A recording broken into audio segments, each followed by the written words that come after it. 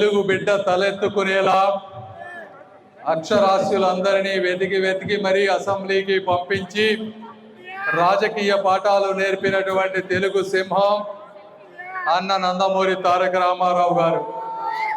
పేద ప్రజల కోసం పుట్టినటువంటి సిద్ధాంతం, ఢిల్లీ పీఠాన్ని కుదిపినటువంటి ఒక ధర్మ పీఠం, అన్నగారి ఆలోచన రూపం మన తెలుగుదేశం అని మీ అందరికీ నేను తెలియజేస్తా ఉన్నా.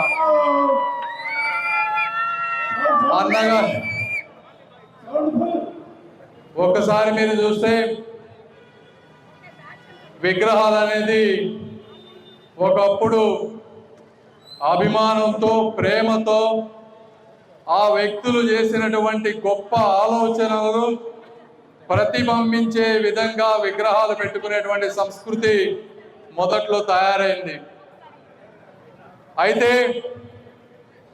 మనకి ఎంత అభిమానం, ప్రేమ ఉన్నా కూడా, ఏ విగ్రహం పెట్టినా కూడా ప్రజలకు ఇబ్బంది జరగకూడదు, అదేవిధంగా వారి ఆశయాలు ప్రతిబింబించాలి. ఆ విధంగా ఇప్పటివరకు నేను చాలా విగ్రహాలు చూస్తూ ఉన్నాను. కానీ ఈ విగ్రహం పెట్టిన తీరు అంటే రోడ్డుకు అడ్డం లేకుండా పక్కన ఒక స్థలంలో అందరికీ కనపడే విధంగా అద్భుతంగా ఈ విగ్రహాన్ని పెంచినటువంటి హనుమంతరావు గారికి, వారి కమిటీ సభ్యులకి అందరికీ కూడా మరొక్కసారి నేను మనస్ఫూర్తిగా ధన్యవాదాలు తెలుపుతా ఉన్నా. ఈరోజు విగ్రహాలంటే కులాల మధ్య పోరాటం, రాజకీయ పార్టీల మధ్య పోరాటం లాగా తయారైంది. ముఖ్యంగా గుంటూరు ప్రాంతంలో ప్రతి 500-1000 గజాల మధ్యలో ఒక విగ్రహం వెలుస్తూ ఉంది. దీనికి అన్ని పార్టీలు కూడా స్వస్తి చెప్పాల్సిన సమయం ఆసన్నమైంది. ఇప్పుడే వస్తూ ఉంటే కొన్ని నడి రోడ్డులో విగ్రహాలు వెలుస్తూ ఉన్నాయి, ట్రాఫిక్ అడ్డంకి అవుతా ఉంది. నేను ఈరోజు మున్సిపల్ కమిషనర్ గారికి, మేయర్ గారికి కూడా క్లియర్గా చెప్పాం, ఏ పార్టీ వారైనా సరే దయచేసి ట్రాఫిక్ కి ఇబ్బంది పడే విధంగా విగ్రహాలు పెట్టి వద్దు అని మరొకసారి తెలియజేస్తా ఉన్నా. వ్యక్తిగత ప్రాపర్టీస్ మీ స్థలంలో కానీ మీ వాటిలో మీరు విగ్రహం పెట్టుకోండి, లేదంటే పార్కులు లోపల పెట్టుకోండి, కానీ ప్రజలకు ఇబ్బంది పడే విధంగా విగ్రహాలు పెట్టి వద్దని మరొకసారి తెలియజేస్తా ఉన్నాం. గుంటూరు ప్రజలందరూ కూడా ఈరోజు అభివృద్ధి కాంక్షిస్తూ ఉన్నారు. ఇంతకుముందు కూడా చెప్పాను నేను, దేవుడు 40 సంవత్సరాల తర్వాత కొత్త రఘురామయ్య గారి తర్వాత మళ్ళీ ఈ రోజున ఈ ప్రాంతానికి ఒక మంత్రిత్వ శాఖ వచ్చింది. ఎవరి గ్రహాలన్నా కానీ వచ్చింది మొట్టమొదటిసారి. వచ్చినప్పుడు ప్రతి నిమిషం కూడా మనం ఎక్కడెక్కడ నిధులు అవసరం అవుతున్నాయో, ఎక్కడెక్కడ ఆగిపోయి 20-30 సంవత్సరాల నుంచి ఆగిపోయిన ప్రాజెక్టులు మీరు చూస్తే అన్ని బ్రిడ్జ్లు, నంది వెలుగు 10 సంవత్సరాలు ఆగిపోయింది, శంకర్ విలాస్ 30 ఏళ్ళ నుంచి దానికి కనీసం అడుగు కూడా ముందుకు పడలేదు. ఇక్కడ నార్లా ఆడిటోరియం 1999లో శంకుస్థాపన చేసి మొండి గోడల మధ్య ఎదురు చూస్తూ ఉంది, ఎవరు దీన్ని పూర్తి చేస్తారా అని. ఈ విధంగా ఎక్కడ పట్టినా రైల్వే గేట్లు, ఇన్నర్ రింగ్ రోడ్లో ట్రావెల్ చేయాలంటే ఒక్కొక్కసారి అర్ధగంట ఆగిపోతా ఉన్నాం. శ్యామలా నగర్ దగ్గర పోతే అక్కడ గేట్లు ఇబ్బంది. జీజీహెచ్కి పోతే పేషెంట్లందరినీ బయట టెస్టులకు రాస్తారు, సిటీ స్కాన్లకు బయట పంపిస్తారు, కొంతమంది డాక్టర్లు టైంకి రారు. ఎక్కడ పట్టినా శానిటేషన్ ప్రాబ్లం, కాలువల్లో నిండా అంతా కూడా ప్లాస్టిక్ చెత్త, రోడ్లన్నీ గుంతలు.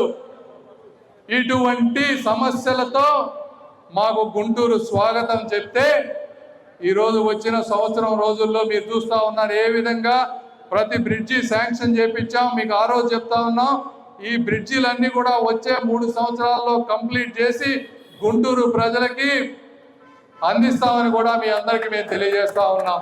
ఇప్పుడే వస్తూ ఉంటే కొన్ని నడి రోడ్డులో విగ్రహాలు వెలుస్తూ ఉన్నాయి, ట్రాఫిక్ అడ్డంకి అవుతా ఉంది. నేను ఈరోజు మున్సిపల్ కమిషనర్ గారికి, మేయర్ గారికి కూడా క్లియర్గా చెప్పాం, ఏ పార్టీ వారైనా సరే దయచేసి ట్రాఫిక్ కి ఇబ్బంది పడే విధంగా విగ్రహాలు పెట్టి వద్దు అని మరొకసారి తెలియజేస్తా ఉన్నా. వ్యక్తిగత ప్రాపర్టీస్ మీ స్థలంలో కానీ మీ వాటిలో మీరు విగ్రహం పెట్టుకోండి, లేదంటే పార్కులు లోపల పెట్టుకోండి, కానీ ప్రజలకు ఇబ్బంది పడే విధంగా విగ్రహాలు పెట్టియొద్దని మరొకసారి తెలియజేస్తా ఉన్నాం. గుంటూరు ప్రజలందరూ కూడా ఈరోజు అభివృద్ధి కాంక్షిస్తా ఉన్నారు. ఇంతకుముందు కూడా చెప్పాను నేను, దేవుడు 40 సంవత్సరాల తర్వాత కొత్త రఘురామయ్య గారి తర్వాత మళ్ళీ ఈ రోజున ఈ ప్రాంతానికి ఒక మంత్రిత్వ శాఖ వచ్చింది. ఎవరి గ్రహాలన్నా కానీ వచ్చింది మొట్టమొదటిసారి. వచ్చినప్పుడు ప్రతి నిమిషం కూడా మనం ఎక్కడెక్కడ నిధులు అవసరం అవుతున్నాయో, ఎక్కడెక్కడ ఆగిపోయి 20-30 సంవత్సరాల నుంచి ఆగిపోయిన ప్రాజెక్టులు మీరు చూస్తే అన్ని బ్రిడ్జ్లు, నంది వెలుగు 10 సంవత్సరాలు ఆగిపోయింది. శంకర్ విలాస్ 30 ఏళ్ల నుంచి దానికి కనీసం అడుగు కూడా ముందుకు పడలేదు. ఇక్కడ నార్ల ఆడిటోరియం 1999లో శంకుస్థాపన చేసి మొండి గోడల మధ్య ఎదురు చూస్తా ఉంది, ఎవరు దీన్ని పూర్తి చేస్తారా అని. ఈ విధంగా ఎక్కడ పట్టిన రైల్వే గేట్లు, ఇన్నర్ రింగ్ రోడ్లో ట్రావెల్ చేయాలంటే ఒక్కొక్కసారి అర్ధగంట ఆగిపోతా ఉన్నాం. శ్యామలా నగర్ దగ్గర పోతే అక్కడ గేట్లు ఇబ్బంది. జీజీహెచ్కి పోతే పేషెంట్లందరినీ బయట టెస్టులకు రాస్తారు, సిటీ స్కాన్లకు బయట పంపిస్తారు. కొంతమంది డాక్టర్లు టైంకి రారు. ఎక్కడ పట్టిన శానిటేషన్ ప్రాబ్లం, కాలువల్లో నిండా అంతా కూడా ప్లాస్టిక్ చెత్త, రోడ్లన్నీ గుంతలు.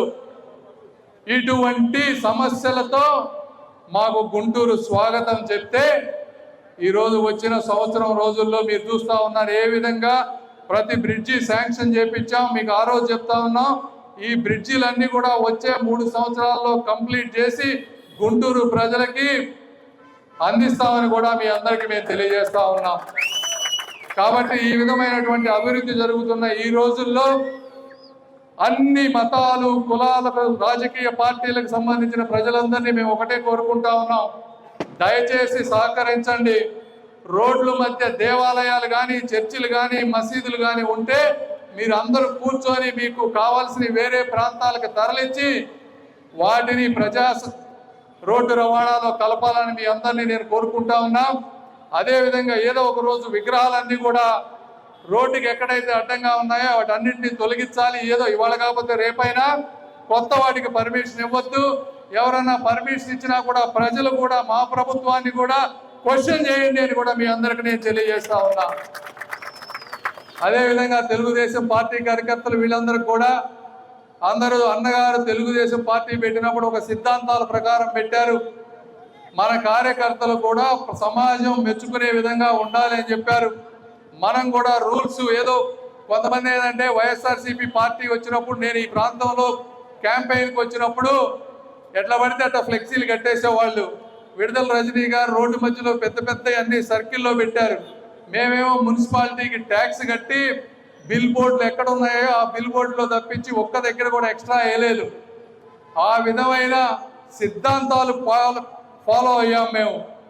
నేను మీ అందరినీ కోరుకునేదంటే మీరు కూడా ఎక్కడ పడితే అక్కడ ఫ్లెక్సీలు చెట్లకు కానీ ఇంకో దానికి కట్టవద్దు. దయచేసి వీళ్ళు ఫ్లెక్సీలు కోరుకునే నాయకులు ఎవరు ఇక్కడ లేరు అని మీ అందరికీ నేను తెలియజేస్తా ఉన్నా. మీ అభిమానం మాకు అర్థమవుతుంది, మేము చేసేది కూడా మీకు తెలుస్తుంది. కాబట్టి ప్రత్యేక అభిమానం మాకేమీ అక్కర్లేదు. దయచేసి ఈ ప్రాంతాన్ని అత్యంత సుందరమైన ప్రాంతంగా దేశంలో నంబర్ 1 పార్లమెంటుగా చేయాలనే లక్ష్యంతో మేము వర్క్ చేస్తూ ఉన్నాం. దానికి మీ అందరి సహకారం అందిస్తే అదే మాకు మీరు ఇచ్చే అభిమానాన్ని మీ అందరికీ తెలియజేసుకుంటూ మరొకసారి మీ ఆదర అభిమానాలకి మనస్ఫూర్తిగా కృతజ్ఞతలు తెలుపుకుంటూ ఈ అవకాశాన్ని ఇచ్చిన మీ అందరికీ కూడా ధన్యవాదాలు. జై హింద్, జై తెలుగుదేశం. Thank you.